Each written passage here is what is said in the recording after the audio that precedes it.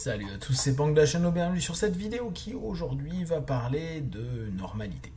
Il semble assez courant que parce que nous écoutons beaucoup de développement personnel, en tout cas dans notre milieu, pour les personnes qui doivent écouter mes MP3 ou mes petites capsules, il puisse y avoir cette tentation, cette envie, ce désir de se dire je vais être la meilleure version de moi-même. Vous savez très bien que je déteste cette expression-là, mais c'est parce que je pense qu'on oublie beaucoup qu'on reste des êtres humains absolument anodins, normaux. Alors je sais que pour certains ça pique, parce que on a envie de se voir comme super, géniaux, qu'on a un but, un objectif, un cheminement de vie. Et ça, pour avoir fait plein de séminaires, je l'ai entendu plein de fois. Il faut que vous trouviez votre mission.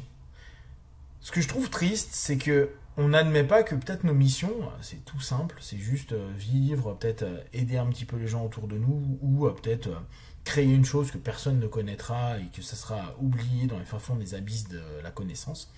Et ça peut amener à cette espèce de notion où réellement on n'est pas ou peu utile. Et là encore, beaucoup de personnes vont se dire ah mais non, la vie c'est incroyable, c'est un cadeau, c'est merveilleux. Et ce que je pense vraiment, je pense qu'on a une chance extraordinaire de vivre.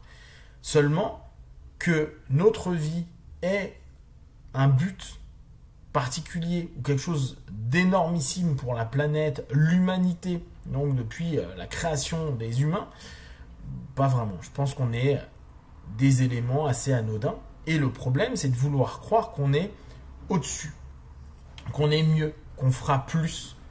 Alors, on sait qu'il y a différentes normes sociales qui peuvent dire ah bah il est au-dessus, que ce soit des coefficients intellectuels, que ce soit l'argent, que ce soit la matérialité ou au contraire la spiritualité, avoir l'impression que les gens sont mieux, meilleurs, top, etc. Alors que qu'importe le niveau que la personne va avoir, ça reste quelqu'un de normal avec ses envies, ses désirs, ses plus, ses moins, ses moments positifs, ses moments négatifs. Cette normalité de l'humanité dérange beaucoup. D'ailleurs, beaucoup de business se font autour de ça. Ah, vous pensez que vous ne pouvez pas y arriver, vous ne pouvez pas faire partie de notre groupe. Notre groupe, nous, on n'est que des X, alpha, B, oméga, delta, X.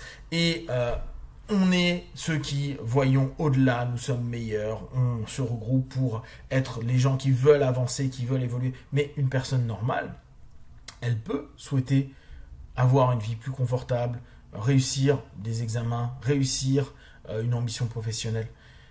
Le problème, c'est de vouloir se nourrir de cette idée de se dire « je suis exceptionnel » ou « ce que je dois faire doit être exceptionnel ». Or, 99% d'entre nous, ce qu'on va faire va être complètement oublié, va être complètement zappé, qu'importe ce qu'on va faire. Même des grands, très grands scientifiques, très grands ingénieurs, etc., médecins et autres, philosophes, ont été zappés, mais complètement. On se souvient de quelques personnes, on se souvient historiquement et culturellement. Là, je parle de l'Occident, bien sûr qu'il y a des choses que nos philosophes ou nos scientifiques sont inconnus, peut-être en Orient, d'Extrême-Orient ou en d'autres endroits, et eux, ils ont des points de référence qui sont complètement autres. Admettre que on a une vie où notre normalité n'est pas un défaut, que peut-être ne pas faire plus que les autres n'est pas un défaut. De simplement aimer, apprécier, développer sa vie, parfois simple, quotidienne, répétitive, pas toujours exceptionnelle, c'est complètement ok. On n'a pas une obligation, un stress à se mettre à dire tu dois être au-dessus, tu dois être mieux, tu dois faire plus, tu dois avoir davantage.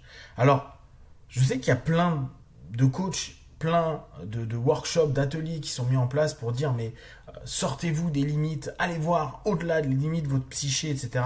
Mais moi, pour avoir rencontré ces gens-là qui sont allés au-delà de leur psyché, de leurs limites, qui ont fait des trucs incroyables, ou même en avoir en cabinet, ils ont les mêmes problèmes que monsieur, madame X qui fait son travail tous les jours, qui s'occupe de sa famille, ou monsieur ou madame X qui a décidé d'être un voyageur numérique et qui bosse un peu partout dans le monde. Les mêmes problèmes, les mêmes galères. c'est pas parce qu'ils ont un compte en banque incroyable ou qu'ils sont connus, qu'ils passent dans tous les médias ou que tout le monde trouve que c'est des gens hors du commun, que eux-mêmes se présentent comme tels et dans leurs problématiques, dans leur monde intérieur, dans leur quotidien, ils sont exactement pareils que vous, moi et que des tas de personnes que je peux rencontrer. La notion de se dire je suis normal, il y aura peut-être rien de fou dans ma vie, je vais peut-être rien faire d'exceptionnel.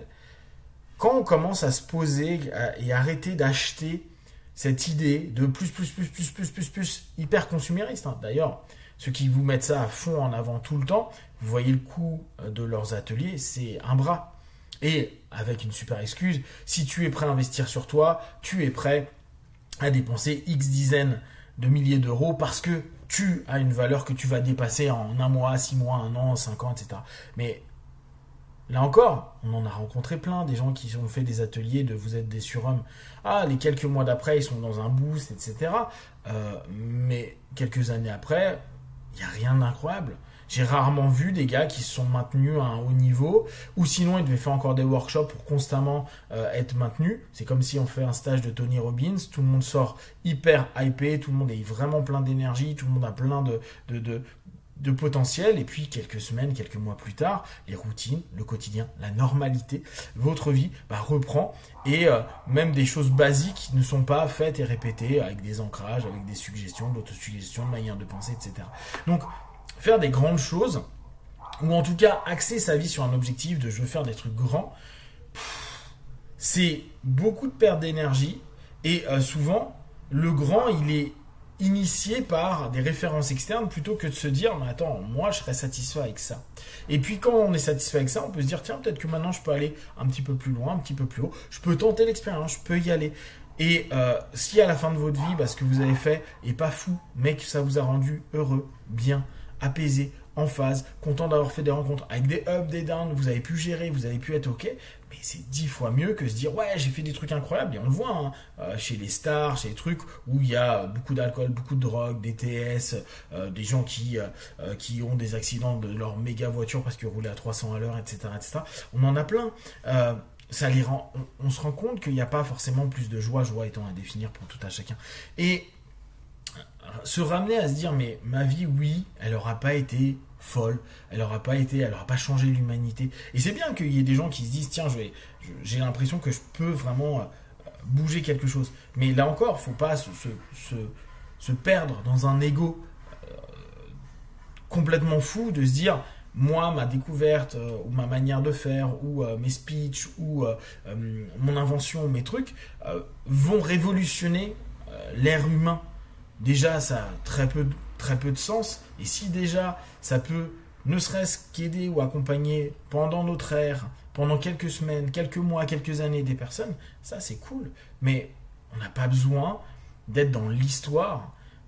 On peut être très heureux en étant absolument inconnu, en n'ayant fait que des petites choses dans son petit village avec des gens qui ont pu être heureux. Je pense à des maires, je pense à des gens qui sont investis pour des petites communautés et qui ont fait des belles choses qu'on ne connaît même plus aujourd'hui, on ne sait même pas qu'ils ont été maires, il faut aller dans des archives et tout, et qui pourtant, à ce moment-là, ont réussi à faire des choses bien dans un monde ordinaire, avec des gens ordinaires, avec des envies ordinaires. Et si vous êtes de ceux qui veulent faire de l'extraordinaire, acceptez aussi que peut-être pour faire de l'extraordinaire, il faut accepter que l'ordinaire peut vous donner beaucoup de choses et peut être des points d'entrée pour l'extraordinaire. Par contre, se focaliser que sur l'extraordinaire vous fait souvent passer à côté de ce qu'il y a de beau et de merveilleux dans l'ordinaire. Si vous avez des questions et des remarques, partagez-les sur Facebook, YouTube. J'y répondrai le plus rapidement possible. Et comme d'habitude, de tout ce que je propose, ne prenez que ce qui est bon et juste pour vous. Testez, observez, analysez et concluez. Be one. Ciao.